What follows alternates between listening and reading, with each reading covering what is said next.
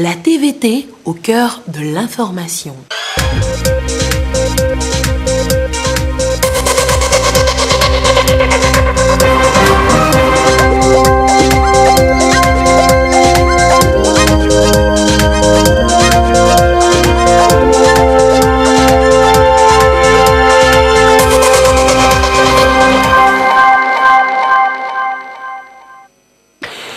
Il est 20h, bonsoir à tous, merci de votre attention.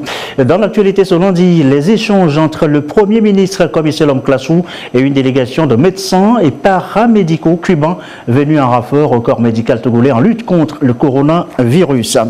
L'école togolaise dans le contexte à coronavirus, le Togo risque-t-il une année blanche? Quelles mesures pour sauver les meubles? Le ministre des enseignements primaires et secondaires répond à vos interrogations ce soir dans cette édition et en direct.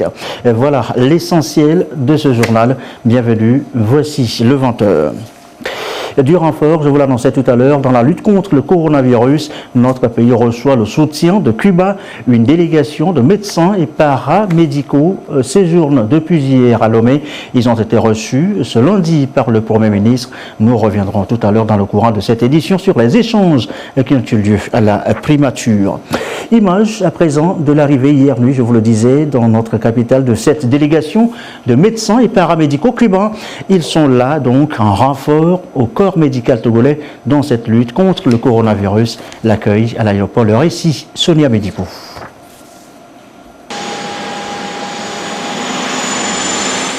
À bord de ce jet, une équipe médicale cubaine composée de médecins de diverses spécialités et de paramédicaux. Ils sont venus pour apporter leur appui au personnel médical togolais dans la réponse contre le Covid-19. L'équipe est donc accueillie ici à l'aéroport international Gnassingbé Yadema de Lomé par les autorités togolaises. Nous sommes très contents d'arriver ici à Togo. C'est la première fois que viens ici, qui vient ici pour aider la population de Togo. Pendant aujourd'hui la situation avec ces terribles maladies, c'est difficile. Donc, on traitait de... 9h30, l'heure de la visite à la prison civile de... Et voilà, nous reviendrons sur ce sujet de Dodo Arrêt dans le courant de cette édition. Autre temps fort dans cette édition, l'entretien tout à l'heure, je vous l'annonçais, avec le ministre des enseignements primaires et secondaires, M. Afo Acha Dedi, est avec nous. Depuis le 20 mars, les écoles sont fermées pour cause de la pandémie à Covid-19 et de ce depuis 2 semaines, voire 3, un congé forcé qui suscite des interrogations sur l'année scolaire, les examens. Comment faut-il sauver le meuble? Monsieur le ministre, bonsoir. Merci d'avoir accepté notre invitation. Alors, première question ce soir. Dans ce contexte coronavirus, est-il trop tôt déjà de parler de reprise des classes ou c'est déjà envisagé par le gouvernement? Nous voulons vous remercier pour cette opportunité. Justement, depuis le 20 mars à 17h30, les écoles sont fermées, les établissements scolaires et universitaires sont fermés. Et si vous vous rappelez, le communiqué interministériel avait bien dit que les écoles étaient fermées jusqu'à nouvel ordre. Le 3 avril, le gouvernement a rappelé cela. Il y a un communiqué du gouvernement qui a rappelé, effectivement, ça fait partie des mesures, que les écoles, effectivement, sont fermées jusqu'à nouvel ordre. Aujourd'hui, normalement, si tout allait bien, c'est demain la rentrée, justement. Et les parents d'élèves, les étudiants s'interrogent, effectivement, sur la rentrée scolaire. Aujourd'hui, c'est trop tôt, effectivement, que de dire que l'école va reprendre demain. Et, comme vous le savez, le coronavirus, vous venez de l'annoncer, il y a une équipe médicale qui vient qui est arrivée. Et nous saluons effectivement leur arrivée pour soutenir le Togo. Justement, aujourd'hui, le domaine scolaire, le domaine éducatif perturbé, mais on ne peut pas aujourd'hui parler d'ouverture des écoles demain. C'est trop tôt. Oui, mais y a-t-il déjà, c'est le souhait de tout le monde, que cette pandémie ne dure pas dans le temps, que le Togo arrive à maîtriser, à circonscrire donc cette pandémie? Est-ce que déjà au niveau du gouvernement, on envisage déjà un plan pour sauver, s'il faut le dire ainsi, l'année scolaire? Au niveau du gouvernement, il y a un plan qui est envisagé. D'abord, nous avons procédé à une évaluation et nous sommes arrivés à 70-75% du programme de l'année. Et donc, pour sauver effectivement l'année, en attendant, si la crise perdure, ce qui est prévu, c'est d'utiliser d'autres outils à partir du moment où les élèves, les étudiants sont au domicile, à la maison avec les parents, c'est d'initier une autre forme d'enseignement, à savoir l'enseignement à distance. C'est vrai qu'aujourd'hui, si vous voyez au niveau de la population, le monde scolaire, les élèves tous ne disposent pas d'un ordinateur, mais c'est un palliatif qui a été prévu par le gouvernement, que nous sommes en train d'élaborer pour soumettre, disons, aux élèves et aux étudiants. Si vous parlez d'ordinateur, ça suppose des cours en ligne avec Internet. On parle aussi de télé-école via les médias, la radio, la télévision, et il y a même sur les réseaux sociaux des calendriers qui circulent. Qu'avez-vous à dire là-dessus? Effectivement, c'est nous qui l'avions annoncé, que en dehors de l'enseignement en ligne, il y a la télé, il y a la radio. On met tout le monde en contribution, tous les outils dont nous disposons aujourd'hui pour pouvoir occuper les élèves au domicile, à la maison. Il faut l'utiliser. Parce que c'est une crise, quelque chose qui est arrivé brusquement, on ne s'attendait pas. Donc, on envisage effectivement l'enseignement à distance. Il y a la radio, la télévision, les smartphones que les gens disposent aujourd'hui, c'est un outil important qu'on peut utiliser. Il y a des applications qu'on peut effectivement télécharger. Donc tout ça là, nous avons envisagé et nous sommes en train d'élaborer très très rapidement et ça serait mis en application. Et ce programme concerne, insistons, toujours sur les réseaux sociaux, vous êtes là pour nous confirmer, surtout les classes d'examen. Est-ce que c'est bien cela? Effectivement, et la priorité c'est les classes d'examen. Les élèves des écoliers et les élèves de CM2, de classe de 3e, de première et de terminale. Effectivement, il faut commencer, c'est ça qui est préoccupant pour que les élèves qui sont en classe d'examen, puisque nous voulons effectivement sauver, nous faisons tout pour sauver l'année, surtout, donc on fait face à cette crise qui peut peut-être perdurer, on ne le sait jamais. Donc la priorité est donnée aux élèves dans la classe des examens. Monsieur le ministre, on va évoquer le cas des enseignants dans les écoles privées. Ça suscite beaucoup d'interrogations. Seront-ils payés normalement par le fondateur ou pas? Il se pose la question. Est-ce qu'au niveau du gouvernement, c'est une préoccupation qui est sur la table? Vous savez, la politique du président de la République, c'est l'inclusion. Il ne faut pas exclure quelqu'un, n'est-ce pas? Néanmoins, les écoles privées, ils ont des fondateurs, n'est-ce pas? Nous avons envisagé que cette semaine, au cours de cette semaine, nous allons inviter les fondateurs, échanger avec eux pour voir les dispositions à leur niveau qu'ils ont déjà prises. Et en ce moment, le gouvernement viendra aussi en aide dès que possible.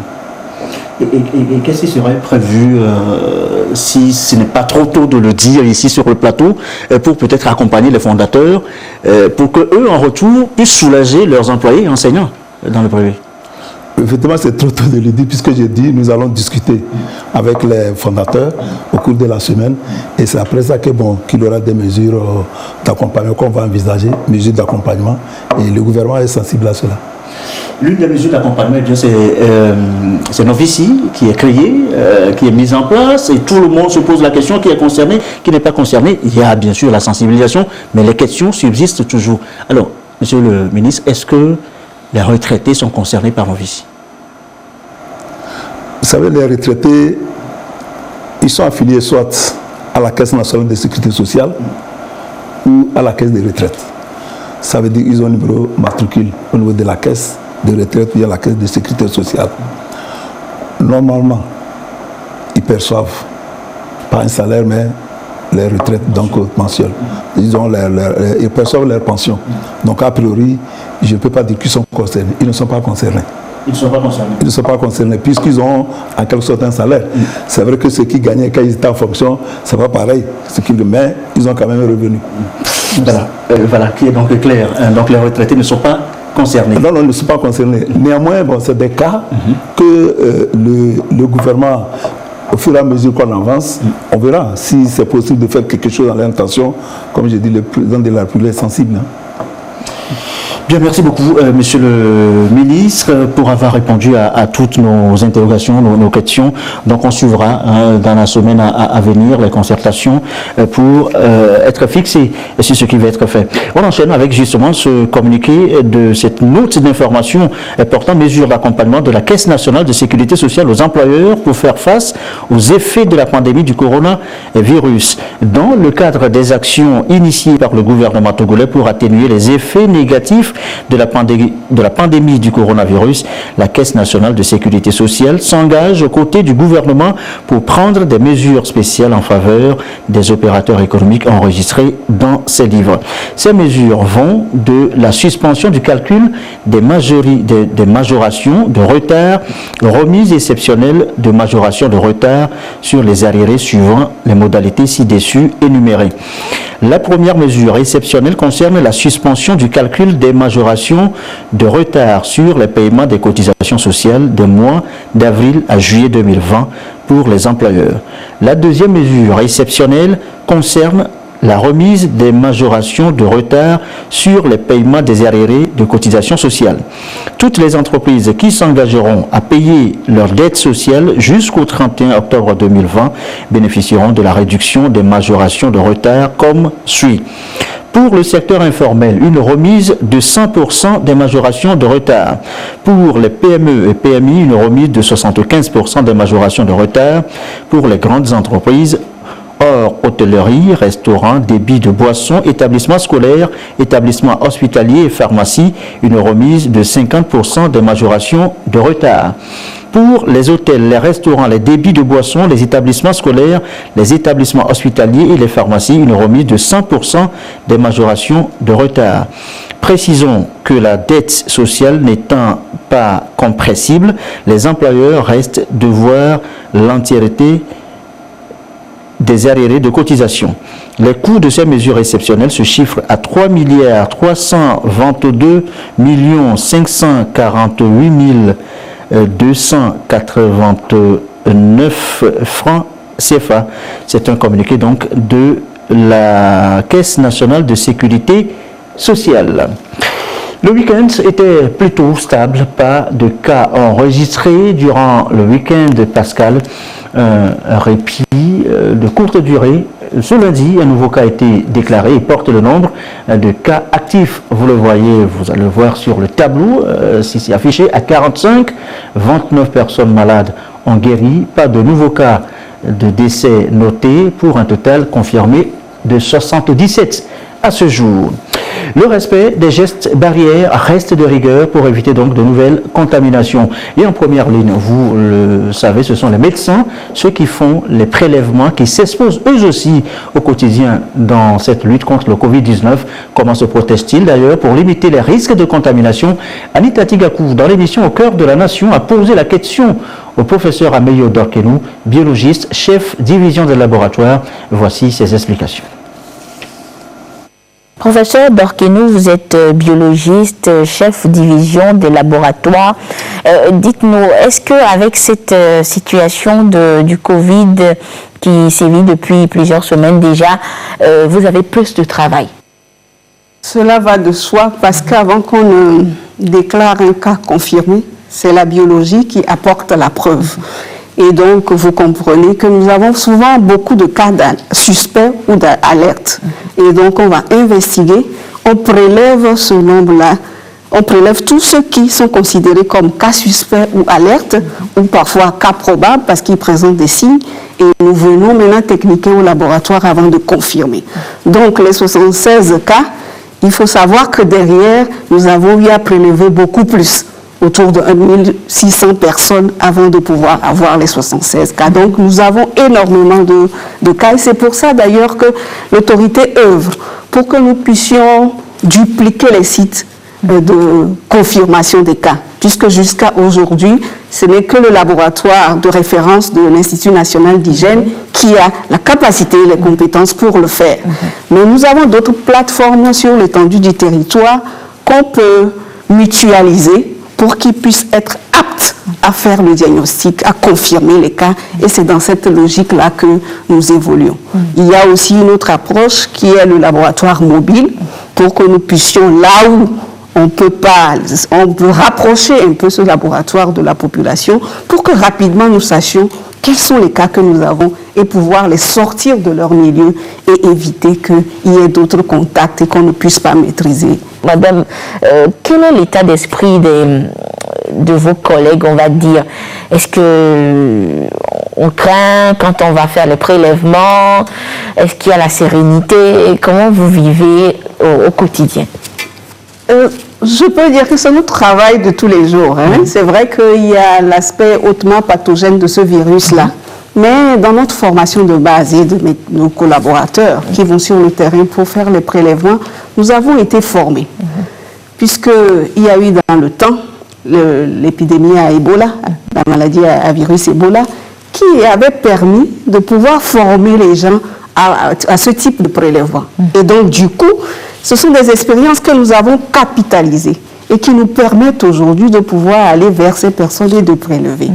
De quoi nous avons besoin? C'est souvent les épis, les équipements de protection individuelle, cette combinaison que vous voyez pour qu'on se sécurise. Le triple emballage, le matériel ou l'enveloppe dans lequel on doit mettre le prélèvement et l'acheminer vers l'Institut national d'hygiène. Donc, au niveau du laboratoire, on n'a pas de grandes inquiétudes. Dans la mesure où on nous donne ces éléments-là, nous pouvons travailler tranquillement. Notre souci aujourd'hui, c'est de voir dans quelle mesure, quand on trouve un cas alerte probable à Dapaon, on ne puisse pas traverser tout le Togo et amener à l'INH. Il faut qu'on fasse tout pour que les plateformes que nous avons sur toute l'étendue du territoire, aussi bien à Dapaon, à Kara, puissent être, comme le colonel l'a dit, mutualisées et rapidement, ce qui manque, qu'on puisse les disposer et qu'on puisse offrir la confirmation et permettre ainsi au système sanitaire de garder les malades dans les régions et éviter le risque qu'on puisse les amener jusqu'à Lomé et contaminer les gens sur le chemin. Donc, à notre niveau, nous ne demandons que le matériel pour pouvoir travailler.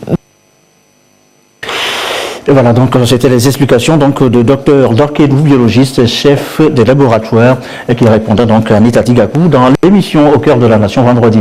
Image à présent, retour sur cette image de l'arrivée, je vous l'annonçais tout à l'heure en début de journal, l'arrivée donc hier dans notre capitale de cette délégation de médecins et paramédicaux cubains. Ils sont là donc en renfort au corps médical togolais dans cette lutte contre le coronavirus. Il accueille le récit de Sonia Amédipou.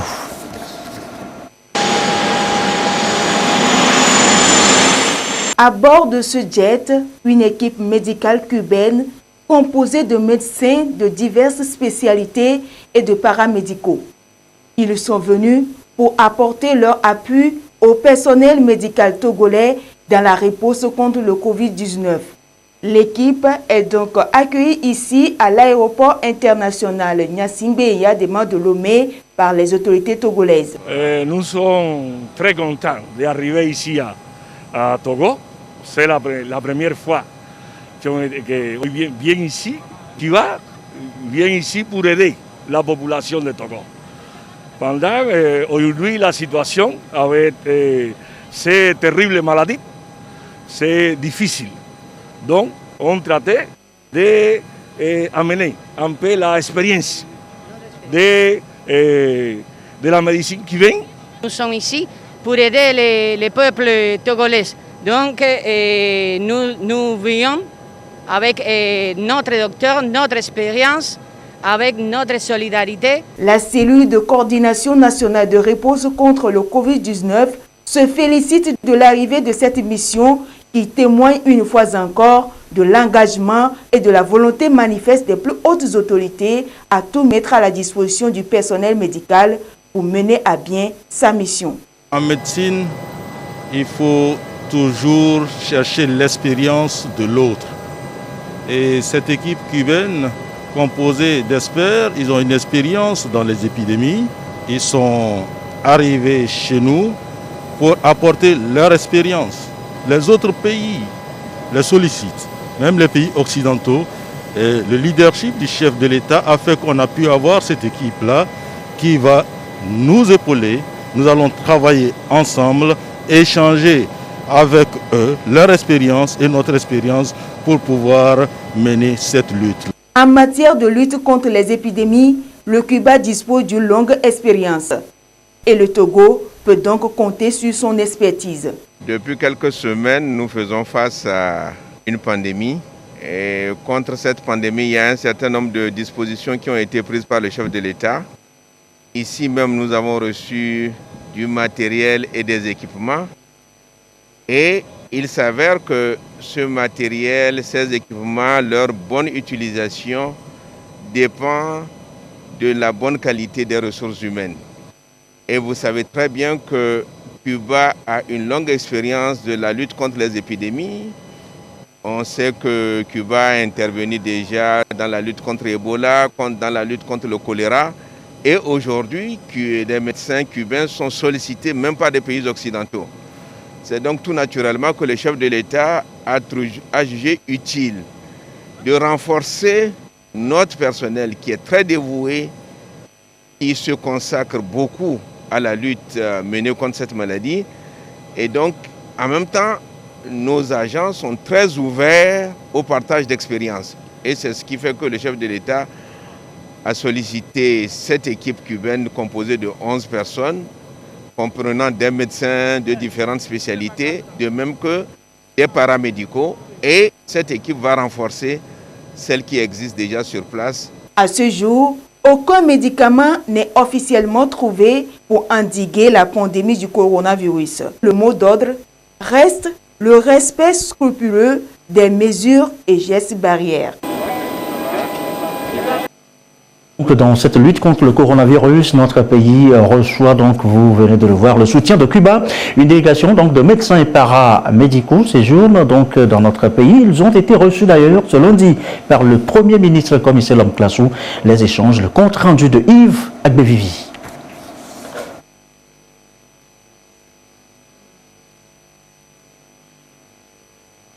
C'est une équipe de médecins pneumologues, internistes, épidémiologistes, généralistes et réanimateurs venus soutenir le Togo dans sa lutte contre le Covid-19.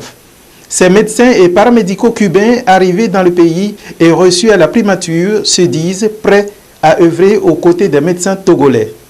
C'est aider la population dans cette terrible maladie, cette terrible pandémie qu'il y a dans tout le monde. Ça, c'est pour que mon pays, Cuba, prenne la décision après que le gouvernement d'ici de Togo demandait à une équipe médicale cubaine pour venir ici. Sur le terrain, les médecins cubains peuvent travailler ensemble à l'équipe médicale d'ici de Togo, dans les hôpitaux pour soigner à la population de Togo. Nous savons par rapport à la connaissance que la vie est courte, les connaissances illimitées. Nul n'a le temps de tout savoir. Chacun connaît un petit bout. Et nous savons que l'équipe médicale cubaine a une longue expérience dans la lutte des épidémies. Nous savons aussi que cette équipe médicale cubaine a participé dans la lutte contre Ebola dans beaucoup de pays africains. C'est pour cela que c'est avec plaisir que nous recevons une équipe médicale cubaine avec nous actuellement pour lutter contre le coronavirus Covid-19.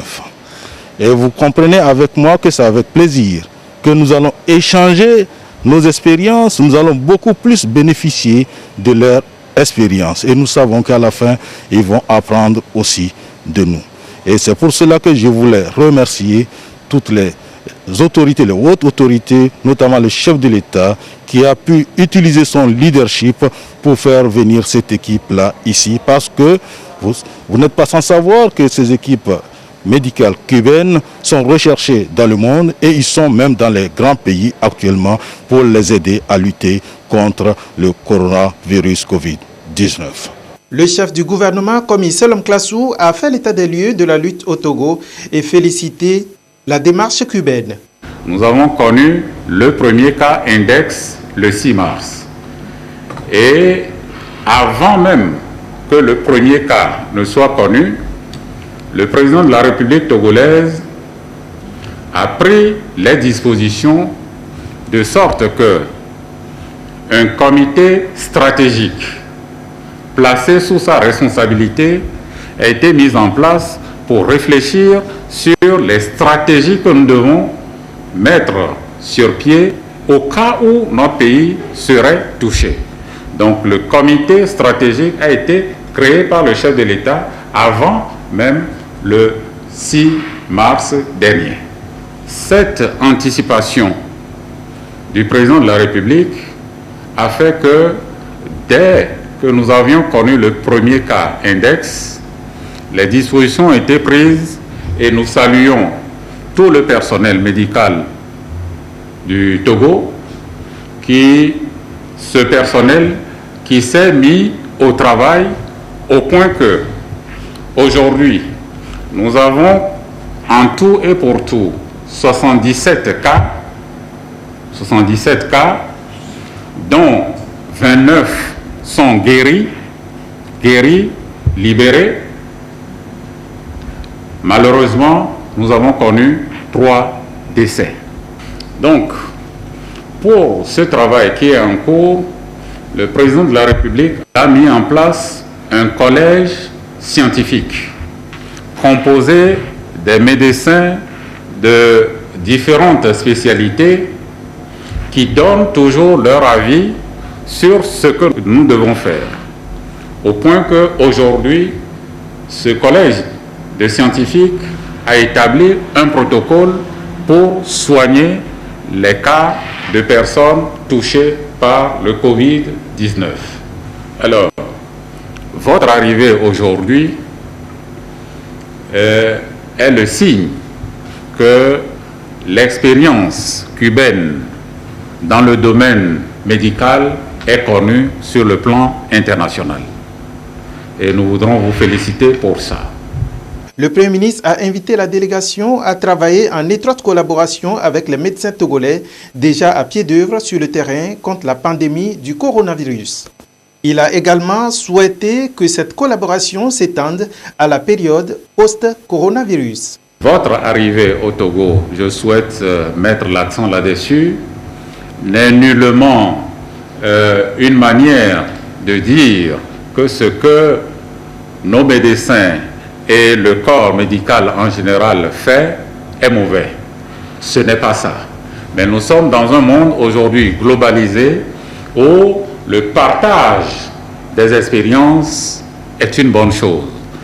Par conséquent, l'arrivée des médecins et des paramédicaux cubains est une opportunité pour qu'il y ait un partage d'expérience entre l'équipe togolaise et l'équipe cubaine.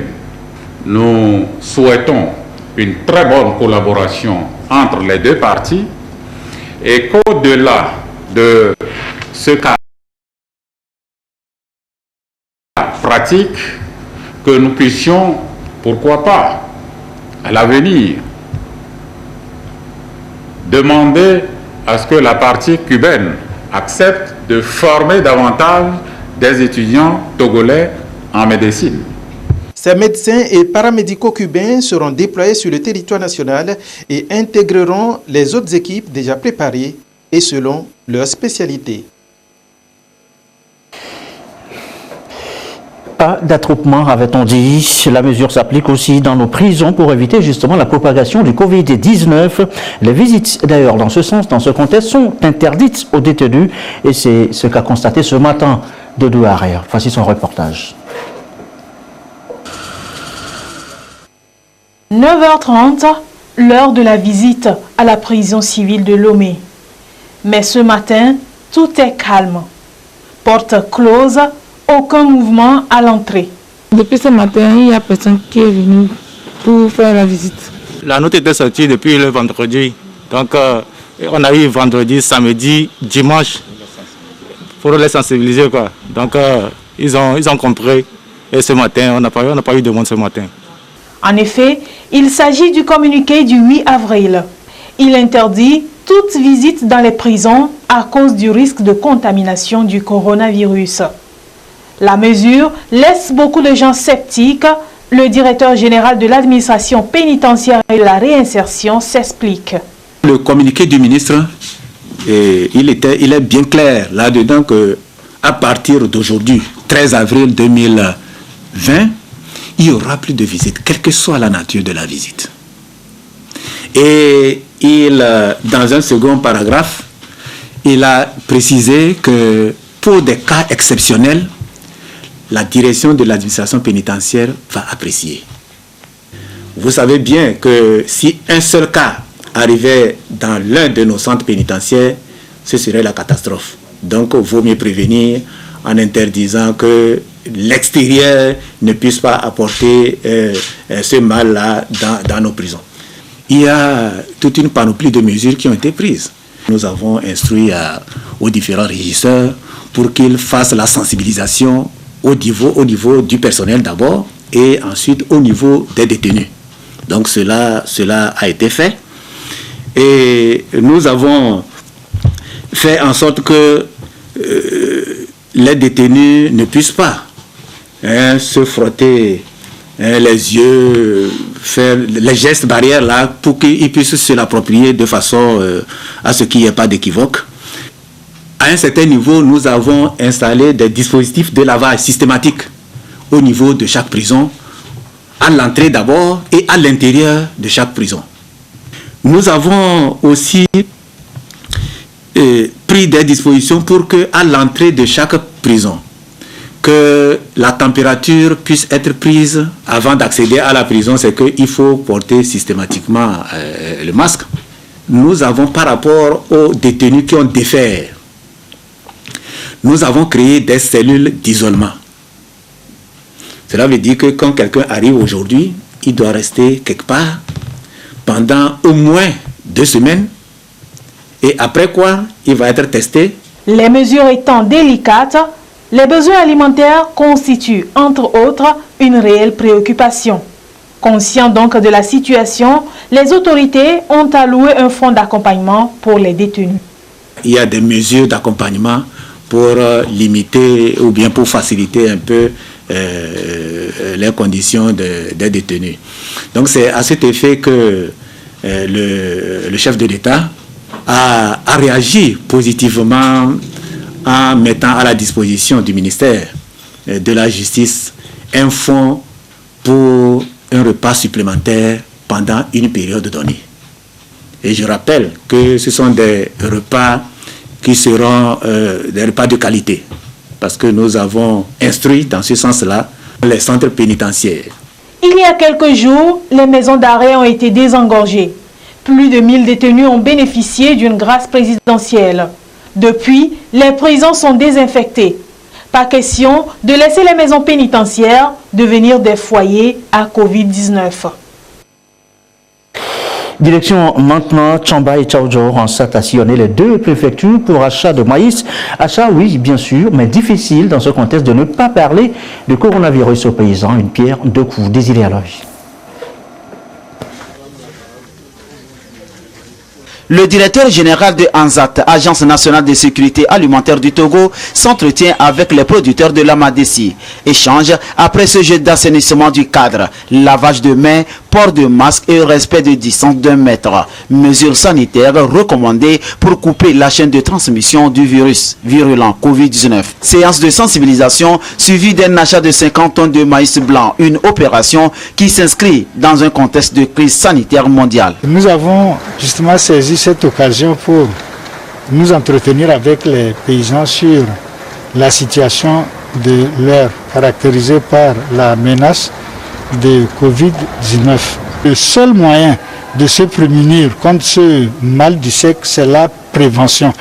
Et parlant de la prévention, le gouvernement togolais a mis en place un certain nombre de mesures qu'on appelle mesures barrières, qui consistent, à porter les masques. La deuxième mesure barrière, c'est le lavage des mains. Je crois que c'est une disposition qui est à portée de chaque citoyen. La troisième mesure, c'est la distanciation sociale. Le gouvernement a pris des mesures pour demander à ce qu'on n'ait pas un regroupement de plus de 15 personnes. Pour les paysans, on leur a fait ressortir la nécessité d'appliquer ces mesures pour qu'ils puissent être en forme pour engager les travaux champêtres. On a été agréablement surpris de remarquer que les paysans n'ont même pas attendu qu'on leur apporte les dispositifs lave-mains.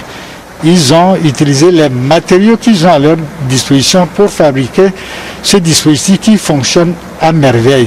Ça veut dire qu'ils ont adhéré aux mesures et barrières que le gouvernement togolais a prises. Ce qu'on leur demande maintenant, c'est de faire en sorte à vulgariser ces mesures. Même disposition pratique et collecte de la denrée fournie par la coopérative de femmes d'Abiam à Chamba et Sozenada à Kolowade. Dans Tchaoudjo, les producteurs de Kemeni, de Kolina et de Kolondé ont cédé les excédents de très bonne qualité. Avant, on a commencé un peu, mais maintenant, nous aussi, on a trouvé que notre travail, ça avance. On les remercie, les chefs de l'État. Pour qu'on produise beaucoup, on va être en bonne santé. On a dit de laver les mains, porter les masques. On va faire ça dans les familles. Croyons que cette sensibilisation est venue à point nommé parce que nous en avions besoin de comprendre les différentes mesures de barrière qu'il faut adopter.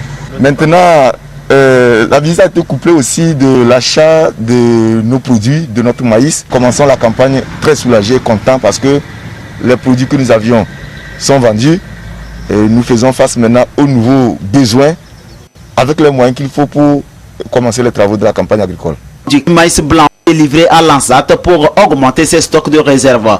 Le directeur général fait le bilan des 2 jours d'achat. Nous avons au total mobilisé 430 tonnes de maïs graines pour un montant de 68 800 000 francs CFA auprès de 11 coopératives de la région centrale. Nous avons saisi cette occasion pour échanger avec les paysans sur la mise en place des cultures, que ce soit pour les céréales, les légumineuses ou les cultures de rente. Donc ils ont évoqué un certain nombre de points sur lesquels ils ont des préoccupations, c'est notamment la disponibilité des intrants, les semences améliorées et des engrais. Sur ce point, on a rassuré les paysans que le gouvernement togolais, sous les instructions du chef de l'État, le gouvernement a pris toutes les mesures pour permettre à chaque producteur d'engager ses activités dans de très bonnes conditions. Le chef de l'État a voulu soulager les paysans qui ont très souvent évoqué les difficultés qu'ils ont dans la mobilisation des crédits bancaires. Aujourd'hui, c'est une réalité avec les facilités que le MIFA met à la disposition des paysans. Il suffit que les paysans se structurent bien en coopérative, en entreprise agricole pour avoir facilement accès au crédit. Mieux, le taux d'intérêt a été revu à la baisse de 14%, il est ramené à 7%. Le gouvernement togolais s'appuie sur MIFA, mécanisme incitatif de financement agricole, qui rapproche les banques des producteurs pour plus d'impact dans le secteur agricole, où le Togo, au travers de Péniazan, aujourd'hui décliné en Péniazan, produit à échelle pour la consommation locale, la transformation et l'exportation. Malgré les efforts focalisés sur Covid-19, le gouvernement togolais a un regard attentif sur le secteur agricole, un maillon important de croissance économique. Et voilà qui me fait à cette édition. Merci à vous qui nous regardez justement à Tchamba et dans le Tchaoudjon, dans la centrale. Et comme d'habitude, toujours fidèlement, belle soirée. Prenez bien soin de vous. Restez chez vous.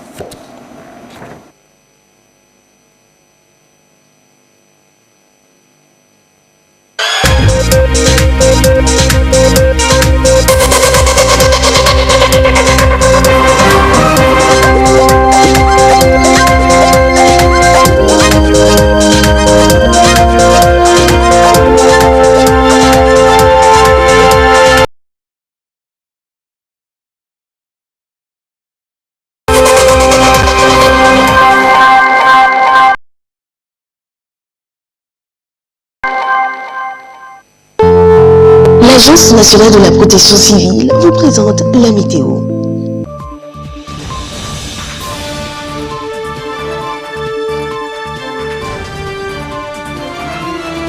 Pour ce lundi pascal et de météo sur la télévision togolaise, Madame, Monsieur, bonsoir.